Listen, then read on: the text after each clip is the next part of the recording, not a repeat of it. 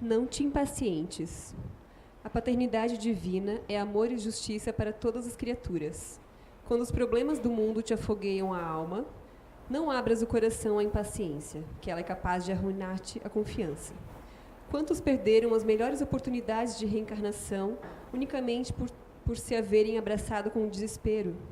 A impaciência é comparável à força negativa, que muitas vezes inclina o enfermo para a morte, justamente no dia em que o organismo entra em recuperação para a cura. Se queres o fruto, não despetales a flor. Nas situações embaraçosas, medita caridosamente nos empeços que lhe deram origem. Se o irmão faltou ao dever, reflete nas dificuldades que se interpuseram entre ele e os compromissos assumidos. Se alguém te nega um favor, não te acolhas a desânimo ou frustração, de vez que, enquanto não chegarmos ao plano da luz divina, nem sempre nos será possível conhecer, de antemão, tudo de bom ou de mal que poderá sobrevir daquilo que nós pedimos. Não te irrites diante de qualquer obstáculo, porquanto reclamações ou censuras servirão apenas para torná-los maiores. Quase sempre, a longa expectativa em torno de certas concessões que disputamos não é senão o amadurecimento do assunto para que não falhem minudências importantes.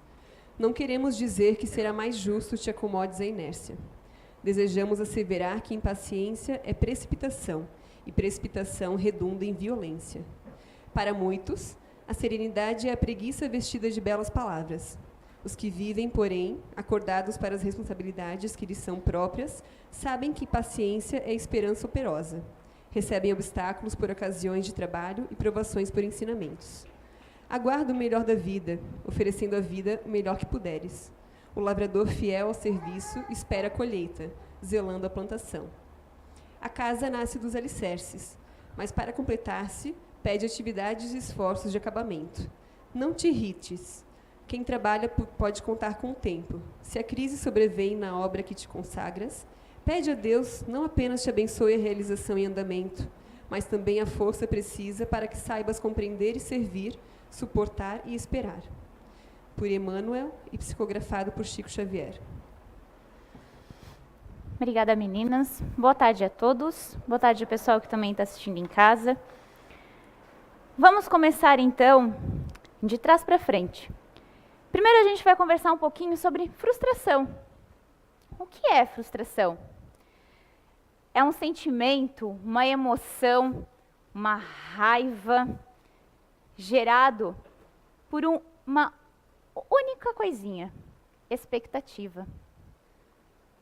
Quando a gente almeja algo, a gente planeja e as coisas não acontecem nada como a gente esperava. Tanto conosco, quanto com um evento, um momento, quanto com os nossos filhos.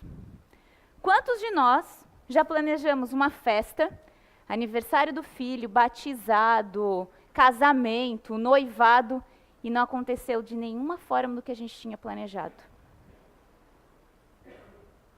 Às vezes, já me deparei fazendo uma palestra, planejando a palestra, eu não falo nada do que eu planejei, dentro da linha do raciocínio, mas não escrito.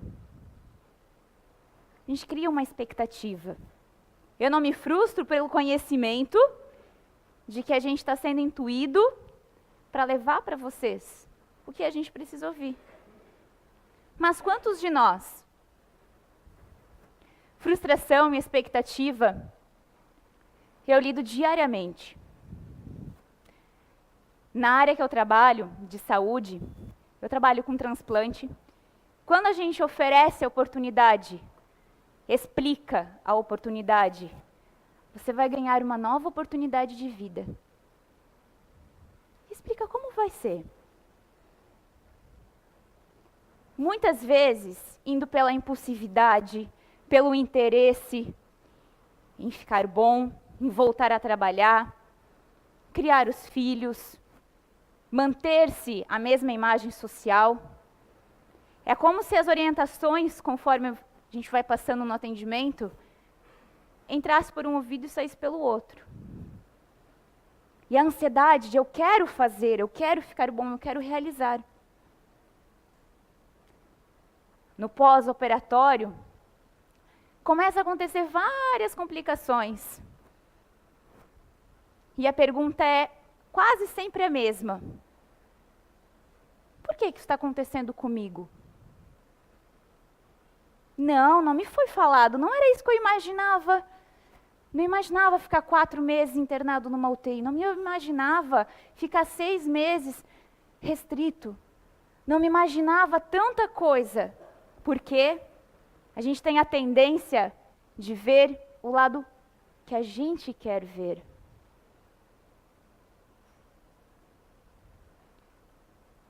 Tem uma paciente que eu acompanho desde outubro, ela vai e volta para o hospital, interna, ganha alta, reinterna, com N complicações. Ela transplantou 2 órgãos juntos, rim e pâncreas, e ela quase não fala, é mais quietinha, mais na dela, pressionada, então ela não fala de jeito nenhum. Quando ela retornou para a UTI recentemente, a equipe médica veio me perguntar, Jaque, vamos liberar a família para ficar? Eu falei, de forma nenhuma. Por que não? Porque a família pressiona ela para ela melhorar. Ela cria uma autoexpectativa em cima da família. E ela não fica à vontade como ela quer, como ela precisa para se recuperar. Quando ela voltou para o quarto, perguntei para ela, o que tudo estava mais complicando? Qual era o maior impasse? Que a gente construiu um laço muito bacana na UTI. Porque ela estava sem pressão e ela conseguiu falar tudo o que ela queria. E ela foi melhorando. Muito. E ela me falou, Jaque, a minha maior frustração era porque antes de eu fazer o transplante, ninguém me falou das coisas que iam acontecer. E eu criei uma expectativa de que no momento que eu fosse ganhar alta, 15, 20 dias depois da cirurgia, eu ia estar curada. Perguntei para ela, ninguém falou ou a gente não presta atenção? Ela falou, as duas coisas. Mas assim, eu não tenho a expectativa que a minha família me coloca sobre minha responsabilidade. Eu só quero ficar boa e continuar vivendo. A minha família quer que eu fique boa para voltar a trabalhar e produzir. E aí? Qual é o nosso real interesse? Por que a gente quer uma coisa? Por que a gente quer uma festa dos sonhos? Que o meu filho seja educado, exímio, um exemplo. Mas aí acontece o quê? Nasce tudo do avesso, não nasce? Porque filho meu não vai mexer na gaveta na casa dos outros, mas nasce aquele que abre todas as gavetas. E a gente tem que lutar, dia por dia. Aí, a frustração, ela torna uma sombra da nossa expectativa. E o que a gente faz com toda essa emoção?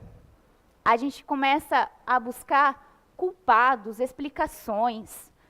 A gente fica impaciente. Como a leitura do Chico. Não ter impacientes. Não fique impaciente.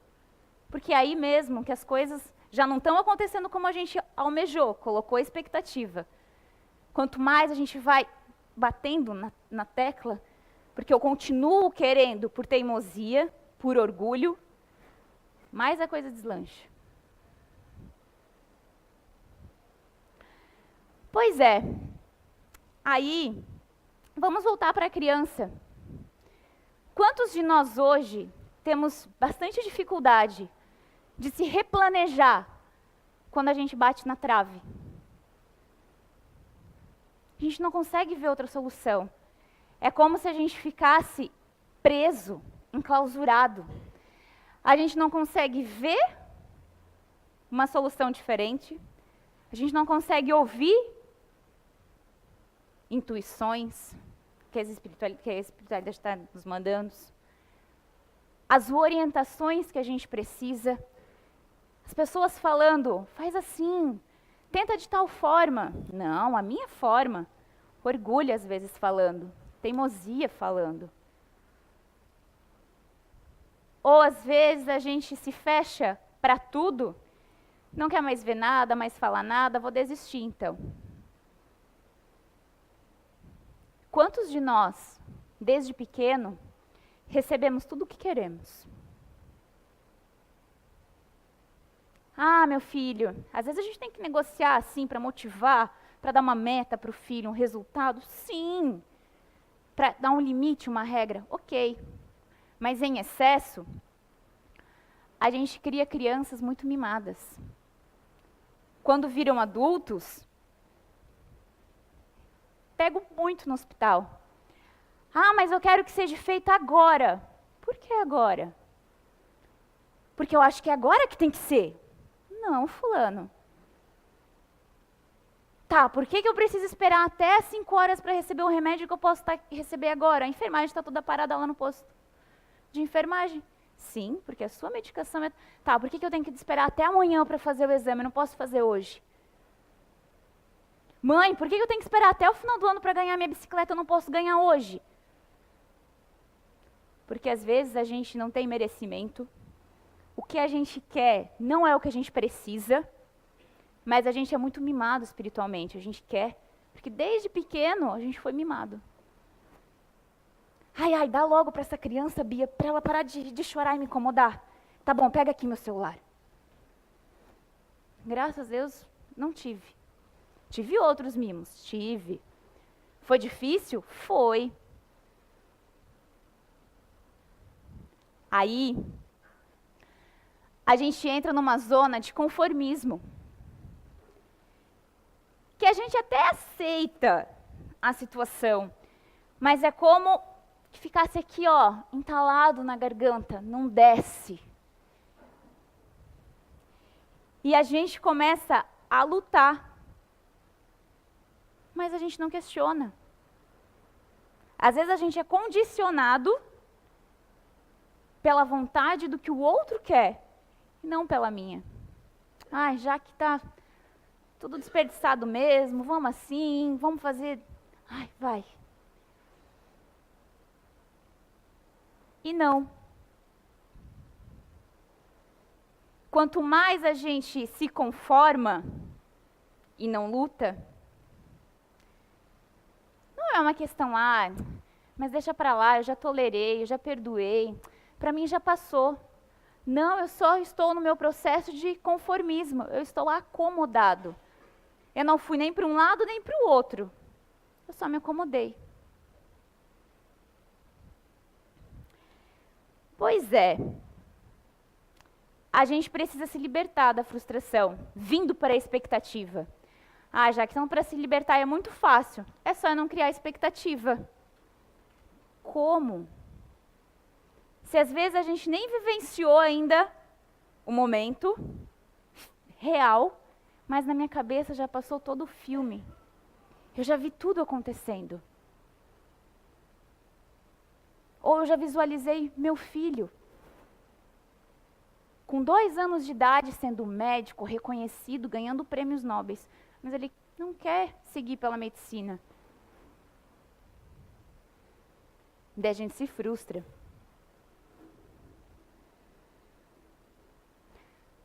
Quando eu tinha 18 anos, mais ou menos, eu prestei vestibular para teologia, para ser pastora. Hoje eu agradeço a espiritualidade por não ter deixado. Não iria conseguir. Passei no vestibular, foram 3 dias, mas não era a minha expectativa, não era o que eu queria, não era o meu sonho. Aquela época, eu não sabia o que eu queria. Como eu já estava no meio religioso, com a família, com todo mundo, assim, então vamos por esse caminho. Causei frustração em muitas pessoas da minha família, porque colocaram expectativas de, já que vai ser pastora, Ai, porque ela vai fazer tal faculdade. N pessoas.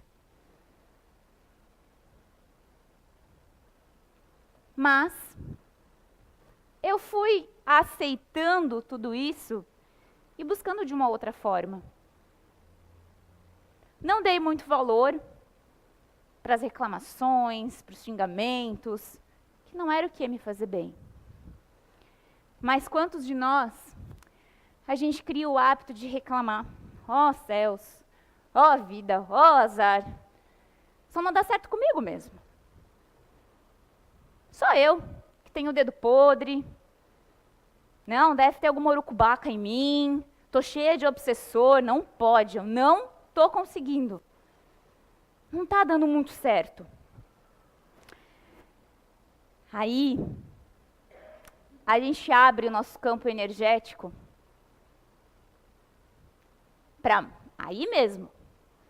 Se a gente antes não era obsediado pela nossa auto-obsessão, a gente sintoniza com os amiguinhos. Ah, então é esse daí hoje, ó. Vai ser esse aí. E eles vão. A gente abandona as boas intuições de lado e se conecta com as ruins. E a gente abre o nosso campo energético e, consequentemente, o nosso campo imunológico. Reclamar é um vício, não é? Mas reclamar é tão fácil, Jaque. Eu já estou conformada, já estou com minha zona de conforto. Já estou conformada que reclamar é uma forma de ação. Eu me sinto melhor quando eu reclamo.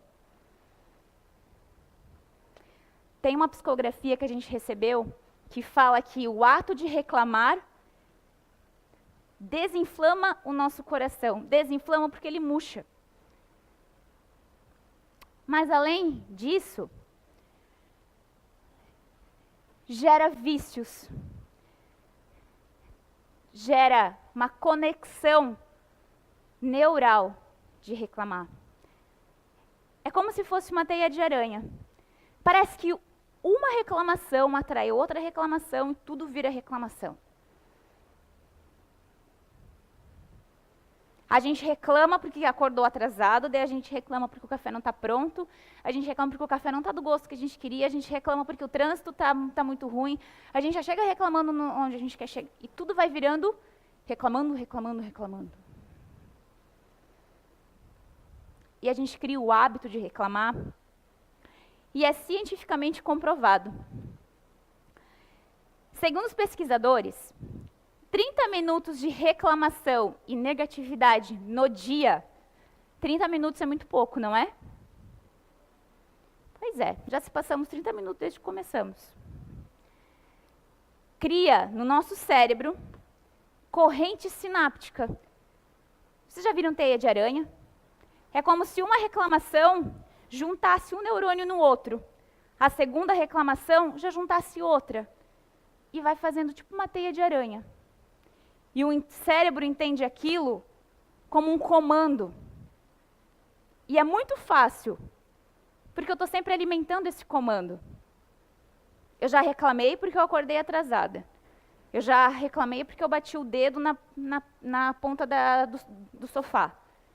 Tudo a gente vai reclamando. E a gente fortalece, a gente alimenta essa onda sináptica. Pois é. O ato de reclamar, além de fortalecer as ondas neurais, auxiliam na produção de cortisol. Cortisol é um hormônio que a gente tem produzido lá nas glândulas que a gente tem em cima dos rins. Elas são benéficas para controlar o estresse, reduzir a inflamação, contribui para o nosso sistema imunológico, para deixar ele forte, criar uma barreira do nosso organismo, e ela mantém os níveis de açúcar controlados no sangue. E isso produzido de forma adequada. Porém, quanto mais a gente reclama, quanto mais a gente se estressa com as coisas que a gente vai reclamar, mais cortisol a gente produz. E ele tem esse nome porque ele é produzido lá no córtex cerebral, O córtex, né, lembra? As correntes sinápticas estão aonde? No cérebro. As correntes sinápticas lá no córtex vão lá para o hipocampo, onde a gente tem a glândula pituitária. Daqui ela vai mandar um comando pela corrente sanguínea lá nas glândulas adrenais, que é elas que vão produzir o cortisol. As glândulas adrenais, elas são o quê? Adrenalina, elas produzem? Adrenalina também, não produzem? Cortisol é uma das atividades produzidas pelas glândulas adrenais. Ou seja, vai produzir cortisol em excesso e eu vou reclamar cada vez mais. E isso é um ciclo vicioso, ó. Lá de cima, desce e volta. O córtex entende uma reclamação, manda para o hipotálamo, manda para a glândula pituitária, manda lá para a glândula adrenal, em cima do nosso rim, e espalha pela corrente sanguínea. Ah, já que é só isso? Não, não é só isso. Cortisol em excesso diminui a capacidade de inteligência, de raciocínio. Por quê? Porque é mais fácil eu reclamar do que eu pensar numa solução, não é? Do que eu tolerar. Muito mais fácil. E a gente não consegue pensar. E se a gente já está com os nossos neurônios todos acoplados naquela teia de aranha, a gente já aciona eles. E o cérebro fala mais alto. Causa períodos depressivos. Por quê? Quem é que reclama sorrindo? Quem que reclama sorrindo? Eu nunca vi. Geralmente a gente reclama chorando, a gente reclama se vitimizando, a gente reclama irritado, apontando o dedo para o outro. Não vi ninguém reclamar sorrindo. Aumenta a pressão arterial, porque se está na corrente sanguínea, quanto mais cortisol a gente produzir, mais os batimentos cardíacos vão precisar acelerar para dissipar isso. Causas de AVCs, infarto, muitos são gerados por estresse, por causa do índice de cortisol, colesterol alto, tudo vai lá para o coração e aumenta a pressão. Favorece o ganho de peso. Falei antes que ele mantém os níveis de açúcar em equilíbrio no nosso corpo. Mas se eu estou produzindo cortisol em excesso, o que vai acontecer? Meu organismo não vai dar conta de reter todo esse açúcar.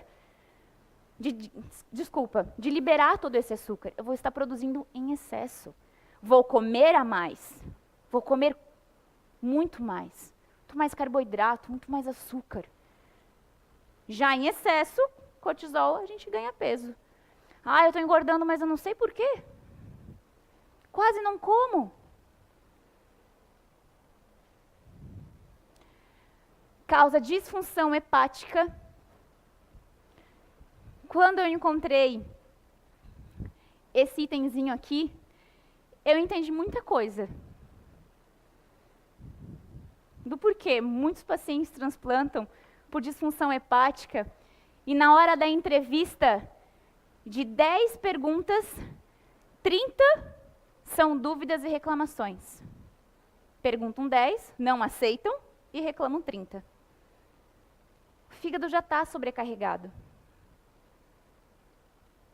Fígado, pâncreas e rim. E diminui a imunidade. Porque ele está sendo produzido muito no meu corpo. Quanto mais reclamar, mais doente eu vou ficar. Quanto mais eu me revoltar, me frustrar com uma expectativa que eu ou as pessoas colocaram, mais eu vou ficar doente. Se a gente não quer produzir cortisol, a gente precisa buscar outro caminho. Qual é o caminho, Jaque? Aceitar. Agir. A espiritualidade, em todos os momentos, está com a gente. Mesmo quando a gente está fazendo todo esse processo de cortisol, eles estão ali junto. E eles ficam tristes, desapontados. Eles não reclamam, mas eles só falam. Eu imagino, né, porque eu nunca escutei eles falando de mim, pelo menos. Oh, minha filha, tudo bem, não deu certo, mas vamos lá, a gente está junto. O que a gente faz? A gente nem escuta, a gente nem dá valor. O que está falando? O que é esse pensamento na minha cabeça agora? Olha o que fulano fez, olha a situação que eu tô. Blá, blá, blá, blá, blá, blá, blá, blá. Porque esse meu emprego, porque a fulana, não, né? Fora quando a gente não vai reclamar para o outro, eu vou reclamar para a Bia da Letícia. E aí? Ao invés que eu podia cortar essa barreira. Leti, não gostei do que você fez, não gostei do que você falou. Já cortaria ali, ó, produção de cortisol em excesso. A espiritualidade é muito resiliente com a gente. De dar outras oportunidades para a gente tentar de novo. Os tratamentos, não só médicos, mas a que a gente recebe aqui na casa, são novas oportunidades. Que a espiritualidade vai nos conduzindo. Mas às vezes a gente está tão fechado, a nossa teia de aranha de reclamação está tão forte, que a gente não abre o nosso sistema imunológico e nem abre nem os nossos campos energéticos para receber o tratamento. Ah, mas eu estou fazendo tratamento na casa, estou fazendo tratamento médico e não está dando nada certo. Vamos parar para pensar o porquê que não está dando certo. Lá no hospital eu vejo que, às vezes, a barreira é tão grande que a medicação não faz efeito. Eu causo um índice de rejeição de tanto reclamar, porque eu não quero os cuidados que eu preciso ter no pós. Eu não quero, eu sou muito conhecido na cidade. O que vão falar de mim se me verem andando por aí com uma máscara? O que vão falar de mim se um dia eu estiver num churrasco do final de semana, eu não puder tomar uma bebidinha alcoólica? Não puder tirar a camisa porque eu vou ter uma cicatriz? Não, então por isso eu não posso fazer. Mas eu aceito, eu me conformo, eu vou fazer pela insistência da família. Aí a gente começa a reclamar e volta a ficar doente. O tratamento não dá certo, nem aqui, em lugar nenhum vai dar. A gente precisa estar aberto a aceitar, ok, eu estou com câncer, lá no fígado, por causa de disfunção hepática. O que a gente vai fazer?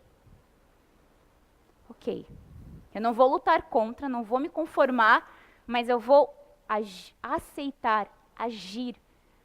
Aceitação, no final, é o quê? Uma ação. Eu preciso tomar um direcionamento.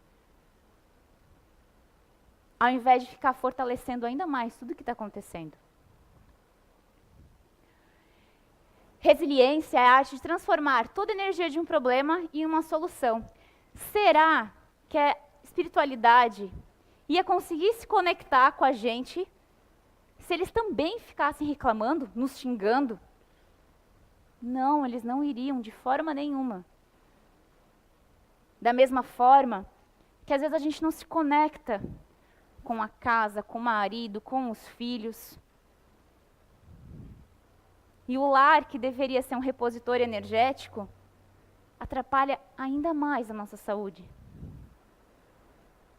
Quem gosta de ficar do lado de uma pessoa reclamona? Ninguém. É estressante, suga as nossas energias. Muitos acompanhantes, cuidadores, falam para mim, não é fácil, Jaque. Eu falo, acredito que não seja fácil. Que a gente está aqui, ó, dedicando tempo e nada tá bom. Tá, mas e você? O que você está fazendo? Muitas pessoas falam, às vezes eu não faço uma coisinha como ele quer, uma vingancinha pelo orgulho também. Ah, eu digo para ele que vou fazer assim, mas não faço. Eu brigo, eu aponto. Mas eu encontrei pessoas, nessa trajetória toda, que muitas falaram para mim, Muitas vezes eu choro quando ele dorme. Muitas vezes eu rezo para que isso tudo passe. E eu só peço a Deus força. Não é fácil ficar do lado. A gente adoece também. A gente tem que cuidar de quem está cuidando de nós. Um filho que tanto reclama da mãe, que a roupa não está como ele quer, o quarto não está como quer, a mesada não está no valor que quer. A mãe tolera, às vezes, por amor. É uma ação. Amar é uma ação. Agora, dar demais é um vício. Pois é. E quem de nós aqui, voltando um pouquinho para nós mesmos, porque a frustração prejudica a nós, só a gente. Prejudica o meio? Sim. Mas quem está atrasando a reencarnação, a marcha evolutiva, somos nós.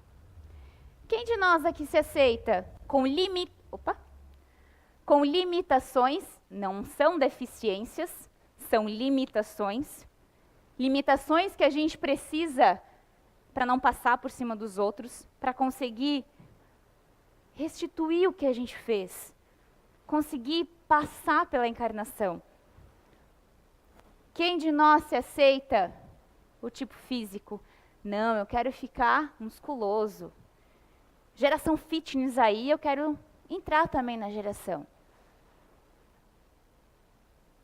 Comportamentos infantis.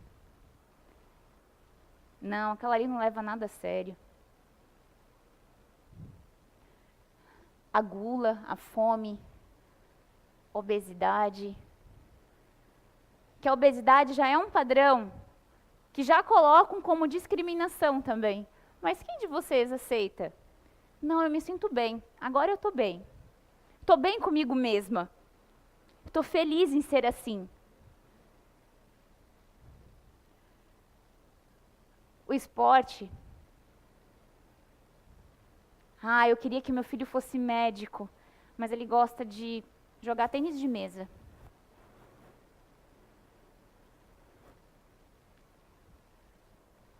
E ainda os estereótipos que a gente mesmo coloca.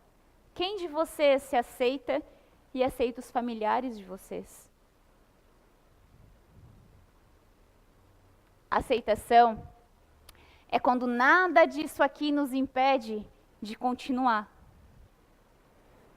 Que a gente entende que não deu certo e que a gente busca outras alternativas.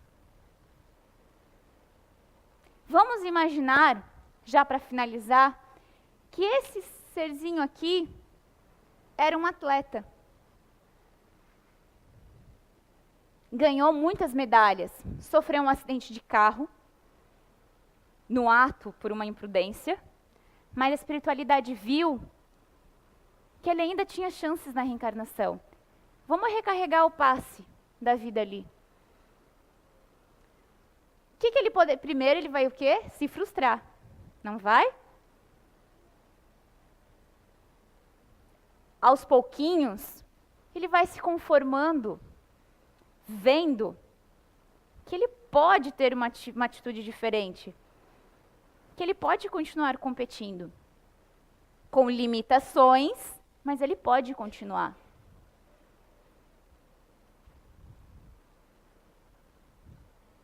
E ele vai aceitando a limitação e indo atrás. Ok, então agora eu vou, em vez de correr uma corrida, aquelas maratonas, eu vou para uma corrida de um paradesporto.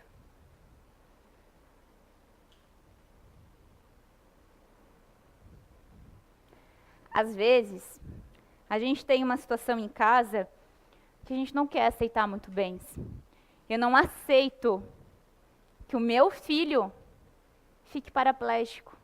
Eu não aceito.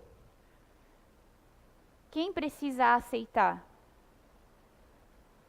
Ok, não aceito, mas eu me conformo, né? Melhor levar ele assim do que não levar. Não, que bom que eu posso levar. Que bom que a espiritualidade está dando uma nova chance para ambos. Uma gestação que a criança já nasce com limitação. Não, não posso. O que Deus está fazendo comigo? Não, eu sou incapaz de gerar uma criança perfeita.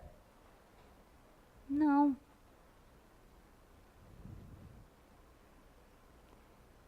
Que a gente possa sair hoje daqui com a mensagem de o que vamos fazer? O futuro da nossa encarnação, da nossa vida, está nas nossas mãos. Vai da gente saber se eu quero terminar de uma forma saudável ou se eu quero, por meio de vícios, reclamação, não aceitar, ficar batendo na trave e alimentando todos os vícios.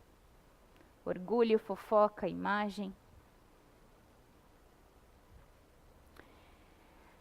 Aceitar a realidade é algo que a gente precisa fazer de forma diferente. Eu não sei o que passa no lar de vocês, mas se vocês precisarem aceitar, processar alguma informação, comportamento, mudança, não conseguem fazer isso sozinhos, a gente está aqui para ajudar. Conversa fraterna. Ah, mas eu não me sinto bem vindo aqui conversar com alguém que eu conheço. Procurem outros profissionais. Mas busquem uma ação. E não fiquem trancados, enjaulados na frustração, na reclamação.